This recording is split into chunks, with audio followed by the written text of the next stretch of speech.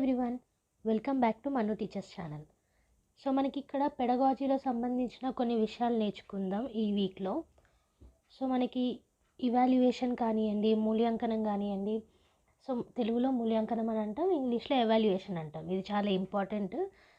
ప్రతి ఒక్క సబ్జెక్ట్లో దీని మీద క్వశ్చన్స్ అనేటివి ఉంటాయి. అంటే సిడిపి కానివ్వండి, మ్యాథ్స్ కానివ్వండి, సైన్స్ కానివ్వండి, సోషల్ కానివ్వండి, లేదా లాంగ్వేజెస్ కానివ్వండి. సో ప్రతి ఒక్క దాంట్లో ఇవాల్యుయేషన్కి సంబంధించిన క్వశ్చన్ అనేది సీటెట్లో అడుగుతారు. సో ఇది ఇంపార్టెంట్ టాపిక్ అన్ని సబ్జెక్ట్స్కి పేపర్ 1 అండ్ పేపర్ 2లో. Okay, so types of evaluation ఏంటి, అండ్ అందులో సిసిఈ అంటే ఏంటి, మనకి ఫార్మేటివ్ అంటే ఏంటి, సమ్మేటివ్ అంటే ఏంటి, అండ్ మెజర్మెంట్ ఇవాల్యుయేషన్ మధ్య డిఫరెన్సెస్ ఏంటి, ఇవన్నీ కూడా మనకి తెలిసి ఉండాలి. సో ఇవాళ క్లాస్లో ఇవాల్యుయేషన్ గురించి నేర్చుకుందాం. ఓకే, ఇది పెడగాజీ అండి, and also useful for every seated paper. Okay, irrespective subject కానీ సిడిపి కానీ ఇవేం చూడకుండా అన్నిట్లలో క్వశ్చన్స్ ఇస్తారు ఇవాల్యుయేషన్కి సంబంధించి. So very important topic. So మనకి ఎవాల్యుయేషన్ అంటేనే కంటిన్యూస్ ప్రాసెస్ అని అర్థమవుతుంది, అవునా? సో ఇప్పుడు మనకి స్కూల్లో ఎవాల్యుయేషన్ కానీ మూల్యాంకనం కానీ కంటిన్యూస్గా చేస్తూనే ఉంటాం. పిల్లలు ఎలా వాళ్ళంతటా వాళ్ళు ఎలా నేర్చుకుంటున్నారు, ఎలా డెవలప్ అవుతున్నారు, కాన్సెప్ట్స్ అనేటివి కరెక్ట్గా వస్తున్నాయా లేదా, కో కరికులర్ యాక్టివిటీస్ ఎలా ఉన్నాయి, సో ఇవన్నీ కూడా మనము ఇవాల్యుయేషన్ చేస్తూ వస్తాం. సో ఇవాల్యుయేషన్ అనేది ఒక టెస్ట్ కండక్ట్ చేసి ఇచ్చేసే రిజల్ట్ కాదు కదా. So it is a continuous process.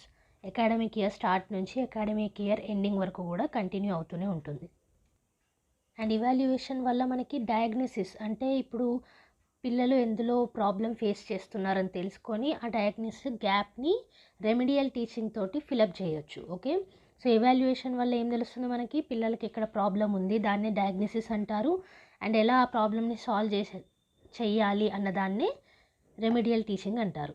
So ఈ 2 అనేది మనకి ఇవాల్యుయేషన్ ద్వారా సాధ్యమవుతుంది. సో ఒకప్పుడు ఈ ఇవాల్యుయేషన్ వర్డ్ దగ్గర టెస్ట్ కానీ లేకపోతే ఎగ్జామినేషన్ అన్న వర్డ్ కానీ యూజ్ చేసేవాళ్ళు. బట్ ఇప్పుడు ఎడ్యుకేషనల్ ప్రాక్టీస్లో ఇవాల్యుయేషన్ అన్న వర్డ్ని యూజ్ చేస్తున్నారు. ఓకే, సో మెజర్మెంట్ అంటే ఏంటి, ఎవరికి ఎంత వస్తున్నాయని మార్క్స్ని మెజర్ చేయడం. కానీ ఇవాల్యుయేషన్ మనకి మెజర్మెంట్ కంటే ఒక స్టెప్ ఎక్కువనే. ఇక్కడ మనం వాల్యూస్తో పాటు కరెక్ట్గా చేస్తున్నారా లేదా, కరెక్ట్గా నేర్చుకుంటున్నారా లేదా, కోకరికులర్ యాక్టివిటీస్ కరెక్ట్గా ఉన్నాయా లేదా, ఇవన్నీ కూడా ఎవాల్యుయేట్ చేయొచ్చు. సో ఎవాల్యుయేషన్ ఆఫ్ ద స్టూడెంట్స్ది కరెక్ట్గా ఉంటే కరికులంలో హెల్ప్ అవుతుంది, అలాగే ఎడ్యుకేషనల్ ఆబ్జెక్టివ్స్లలో ఎవాల్యుయేషన్ అనేది హెల్ప్ అవుతుంది. ఓకే, సో ఎవాల్యుయేషన్ అంటే అర్థమైంది కదా. ఇప్పుడు మెజర్మెంట్ను ఎవాల్యుయేషన్ మధ్యలో డిఫరెన్సెస్ ఏంటో చూద్దాం. ఎవాల్యుయేషన్లో నేను చెప్పిన పాయింట్స్ అన్ని నోట్ డౌన్ చేసుకోండి, అందులో నుంచి క్వశ్చన్స్ అడిగే అవకాశం ఉంది. Because evaluation is a continuous ప్రాసెసా, డిస్కంటిన్యూస్ ప్రాసెసా, లేకపోతే వన్ టెస్ట్ ప్రాసెసా, లేకపోతే ఓవరాల్ టెస్ట్ ప్రాసెసా అనేసి అడిగే అవకాశం ఉంటుంది క్వశ్చన్స్లలో. సో పాయింట్స్ అన్ని నోట్ డౌన్ చేసుకోండి. అలాగే ఇప్పుడు differences between measurements and evaluation చూసినట్టయితే, మెజర్మెంట్ అనేది మనకి గ్రేడ్, అంటే మనకి ఎంత గ్రేడ్ వచ్చినాయి, ఎన్ని మార్క్స్ వచ్చినాయి దాని మీద ఆధారపడి ఉంటుంది. కానీ ఇవాల్యుయేషన్ అనేది టీచింగ్ ఉన్న లెర్నింగ్ ప్రాసెస్ని ఇంప్రూవ్ చేసుకోవడానికి యూజ్ అవుతుంది. ఓకే, అండ్ మెజర్మెంట్లో మనకి క్వాంటిటేటివ్ ఉంటుంది. ఎందుకు అని అంటే అక్కడ నెంబర్స్ చూస్తాం మనం. బట్ ఇవాల్యుయేషన్లో క్వాంటిటేటివ్, క్వాలిటేటివ్ రెండూ ఉంటాయి. బికాస్ మనం టీచింగ్ లెర్నింగ్ ప్రాసెస్ని ఇంప్రూవ్ చేస్తున్నాం. సో మనకి మార్క్స్ ఇంపార్టెంటే, అలాగే టీచింగ్ లెర్నింగ్ ప్రాసెస్లో పిల్లలు బెనిఫిట్ అవ్వడం కూడా ఇంపార్టెంటే. ఓకే, మెజర్మెంట్లో మనకి ఇన్స్ట్రక్షన్స్ అనేటివి ఎసెన్షియల్ పార్ట్ కాదు, అదే ఇవాల్యుయేషన్లో ఇన్స్ట్రక్షన్స్ అనేటివి ఎసెన్షియల్ పార్ట్. ఓకే, సో మెజర్మెంట్స్లో మనకి ఒక పర్టికులర్ ఫేజ్, అంటే ఒక్క సైడ్ మాత్రమే చైల్డ్ పర్సనాలిటీలో చెప్పగలుగుతాం, కానీ ఎవాల్యుయేషన్ వల్ల టోటల్ పర్సనాలిటీ అనేది చెప్పగలుగుతాం అన్నట్టు. ఓకే, సో అలాగే మనకి మెజర్మెంట్స్ అనేది ఆబ్జెక్టివ్ కిందకు వస్తుంది, ఎందుకంటే అక్కడ మార్క్స్ అనేటివి చూస్తాం కాబట్టి, అండ్ ఎవాల్యుయేషన్ ఏమో సబ్జెక్టివ్ కిందకు వస్తుంది, ఎందుకంటే వాల్యూస్ అండ్ మార్క్స్ రెండు కలిపి చూస్తాం కాబట్టి. ఓకే, సో దానికి రిలేటెడ్ ఈ నెక్స్ట్ పాయింట్ కూడా మెజర్మెంట్స్లలో ఎంత వచ్చింది అన్నది చూస్తాం, కానీ ఇవాల్యుయేషన్లో ఎలా వచ్చింది, ఎలా తేయగలిగారు, ఎంత బాగా తేయగలిగారు అన్న దాని గురించి చూస్తాం. ఓకే, అండ్ ఆల్సో మెజర్మెంట్స్లలో పర్టికులర్ ఏరియాలో పిల్లలు ఎలా పర్ఫామ్ చేస్తున్నారన్న దాని గురించి గమనిస్తాం. కానీ ఇవాల్యుయేషన్లో ఓవరాల్ ఏరియాస్, అంటే కాంప్రహెన్సివ్ అండ్ కంటిన్యూస్ ఎవాల్యుయేషన్ అనేది జరుగుతూ ఉంటుంది. ఓకే, మెజర్మెంట్స్లో మనం టెక్నిక్స్ ఎక్కువగా యూజ్ చేయం, కానీ టూల్స్ యూజ్ చేస్తాం. But coming to evaluation techniques ఉంటాయి చాలా. ఎలాంటివి, యాటిట్యూడ్ వాళ్ళది ఎలా ఉంది, అలాగే అబ్జర్వేషన్, వాళ్ళని ఇంటర్వ్యూ చేయడం, రేటింగ్ స్కేల్ ఇవన్నీ యూస్ చేసి ఎవాల్యుయేషన్ చేయడం.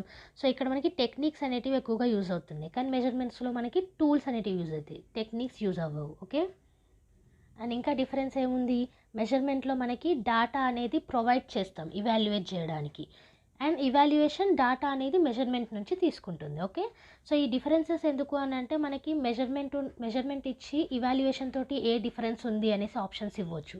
సో అలా అన్నట్టు ఇక్కడ ఏమేమి ఉన్నాయి డిఫరెన్సెస్, మనకి మార్క్స్ అనేటివి ఎక్కువగా చూస్తాం మెజర్మెంట్లో, కానీ ఇవాల్యుయేషన్లో ఓవరాల్ పర్ఫార్మెన్స్ అనేది చూస్తాం. అక్కడ పర్సనాలిటీ అనేది పర్టికులర్ ఏరియాలో చూస్తాం మెజర్మెంట్లో, ఇవాల్యుయేషన్లో ఓవరాల్ పర్సనాలిటీ అనేది చూస్తాం. అలాగే మెజర్మెంట్లో డాటా అనేది ప్రొవైడ్ చేస్తాం, ఇవాల్యుయేషన్లో డాటా అనేది మెజర్మెంట్ నుంచి తీసుకుంటాం.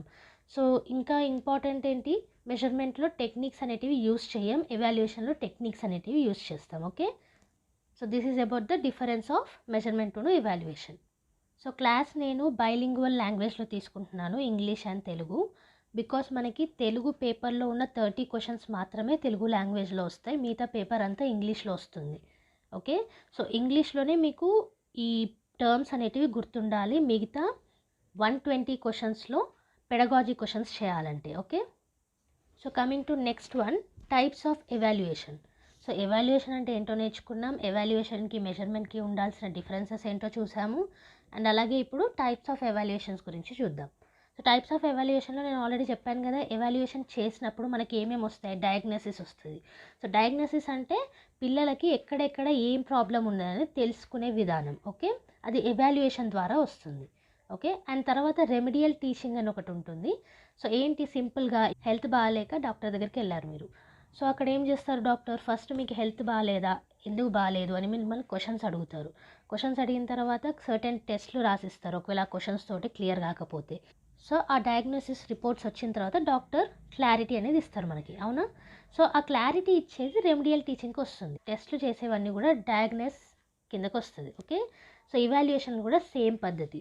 డయాగ్నోసిస్ అంటే టెస్ట్ చేసి పిల్లలకి ఎక్కడెక్కడ ప్రాబ్లం ఉందో తెలుసుకొని, రెమెడియల్ టీచింగ్ అంటే దానికి తగ్గ ఫలితం అనేది ఇస్తాం, దానికి తగ్గ రిజల్ట్స్ అనేటివి లేకపోతే హెల్ప్ అనేది చేయాలి. ఓకే, అండ్ డయాగ్నోస్టిక్ టెస్ట్లో ఇండివిజువల్ పర్ఫార్మెన్స్ని డయాగ్నోసిస్ చేస్తాం. ఓకే, అంటే ఒక్కొక్కల పర్ఫార్మెన్స్కి ఒక్కొక్క డిఫరెంట్ డయాగ్నోసిస్ ఉంటుంది. అది దేని ద్వారా వస్తుంది, మళ్ళీ టెస్ట్లు కండక్ట్ చేయడం ద్వారా. సో ఆ టెస్ట్లు కండక్ట్ చేసి ఇవాల్యుయేషన్ చేసేటప్పుడు పిల్లలకి ఎక్కడెక్కడ ప్రాబ్లం ఉందనేది గమనించుకుంటూ చేసే టెస్టే డయాగ్నోసిస్టిక్ టెస్ట్. ఓకే, సో ఈ డయాగ్నోసిస్ నుంచి చాలా క్వశ్చన్స్ అనేటివి మీకు పేపర్లో కనిపిస్తాయి డిఫరెంట్ సబ్జెక్ట్స్లో. సో చాలా బాగా గుర్తుపెట్టుకోండి, డయాగ్నోసిస్ అండ్ రెమెడీ. డాక్టర్ దగ్గరికి వెళ్ళినప్పుడు ఎలా అయితే ప్రాసెస్ ఉంటుందో ఇవాల్యుయేషన్ చేసేటప్పుడు కూడా same process. Okay, next coming to formative evaluation. So FA అని కూడా అంటారు దీన్ని, ఫార్మేటివ్ అసెస్మెంట్ అని. అలాగే సమ్మేటివ్ ఎవాల్యుయేషన్ని ఎస్ఏ అని కూడా అంటారు, సమ్మేటివ్ అసెస్మెంట్ అని. ఓకే, సో ఈ ఎఫ్ఏను ఎస్ఏ గురించి ఆల్రెడీ టీచింగ్ ప్రాక్టీస్కి వెళ్ళినప్పుడు మీకు తెలిసి ఉండాలి, పిల్లలని ఎట్లా ఎవాల్యుయేషన్ ఉంటుంది, వాళ్ళకి టెస్ట్లు పెట్టినప్పుడు ఫార్మేటివ్ అసెస్మెంట్ అంటే ఏంటి, సమ్మేటివ్ అసెస్మెంట్ అంటే ఏంటి, ఇవన్నీ కూడా బీఎడ్లో మనం నేర్చుకుంటాం.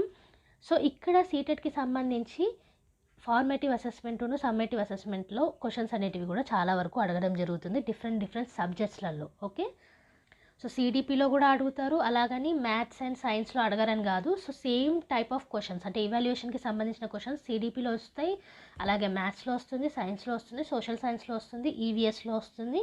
సో లాంగ్వేజెస్లో కూడా వస్తాయి, పెడగాజీలో. ఓకే, సో సింపుల్గా ఫార్మేటివ్ ఎవాల్యుయేషన్ అంటే గుర్తుపెట్టుకోవాల్సింది ఏంటి, మనకి డ్యూరింగ్ ద షెడ్యూల్ నడిసే టెస్ట్లు అన్నట్టు. ఓకే, సో అకాడమిక్ ఇయర్ ఉంటుంది కదా, ఆ అకాడమిక్ ఇయర్లో టీచింగ్ లెర్నింగ్ ప్రాసెస్లో పిల్లలు ఎంతవరకు నేర్చుకుంటున్నారని తెలుసుకోవడానికి ఇవాల్యుయేషన్ అనేది మనం కండక్ట్ చేస్తాం. సో ఆ ఇవాల్యుయేషన్లో డ్యూరింగ్ ద ప్రాసెస్ జరిగేటివి ఫార్మేటివ్ ఎవాల్యుయేషన్.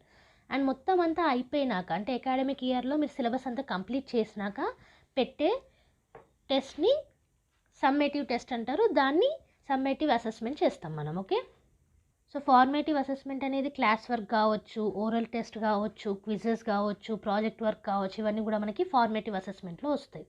అండ్ సమ్మేటివ్ అసెస్మెంట్లో మనకి అకాడమిక్ స్టాండర్డ్స్ అనేటివి కవర్ అవుతాయి. ఓకే, సో టోటల్ సిలబస్ నుంచి ఎగ్జామ్ అనేది కండక్ట్ చేస్తాం, అక్కడ నుంచి అసెస్మెంట్ చేస్తాం. ఎలా అసెస్మెంట్ చేయాలి, ఈచ్ అండ్ ఎవ్రీ సబ్జెక్ట్కి డిఫరెంట్ అకాడమిక్ స్టాండర్డ్స్ ఉంటాయి. ఇప్పుడు మ్యాథ్స్ తీసుకున్నారనుకోండి, దానికి అకాడమిక్ స్టాండర్డ్స్ మనకి problem solving, reasoning proof, communications, connections, అలాగే visualisation and representation. Okay, so ఇలా అకాడమిక్ స్టాండర్డ్స్ ఉంటాయి. అదే డిఫరెంట్ సబ్జెక్ట్కి తీసుకున్నాం అనుకోండి, సపోజ్ ఇంగ్లీష్ తీసుకున్నాం అకాడమిక్ స్టాండర్డ్స్. సో ఇంగ్లీష్లో మనకి వొకాబులరీ ఉంటుంది, గ్రామర్ ఉంటుంది, కన్వెన్షన్ ఆఫ్ రైటింగ్ ఉంటుంది, లిజనింగ్ అండ్ స్పీకింగ్ ఉంటుంది, రీడింగ్ స్కిల్ ఉంటుంది. సో ఇవన్నీ ఇంగ్లీష్ యొక్క అకాడమిక్ స్టాండర్డ్స్. సమ్మేటివ్ ఎవాల్యుయేషన్లో ఈ అకాడమిక్ స్టాండర్డ్స్ యొక్క ఎవాల్యుయేషనే అవుతుంది.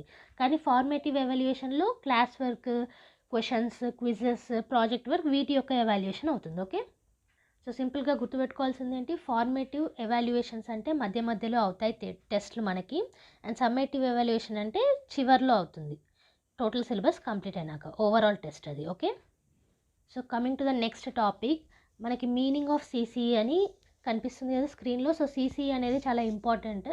సిసిఈ ఫుల్ ఫామ్ ఏంటి, continuous and comprehensive evaluation. Okay, so continuous and comprehensive evaluation అంటే ఏంటి, మనకి పేరులోనే ఉంది, కంటిన్యూస్గా జరుగుతుంది అండ్ కాంప్రహెన్సివ్గా జరుగుతుంది.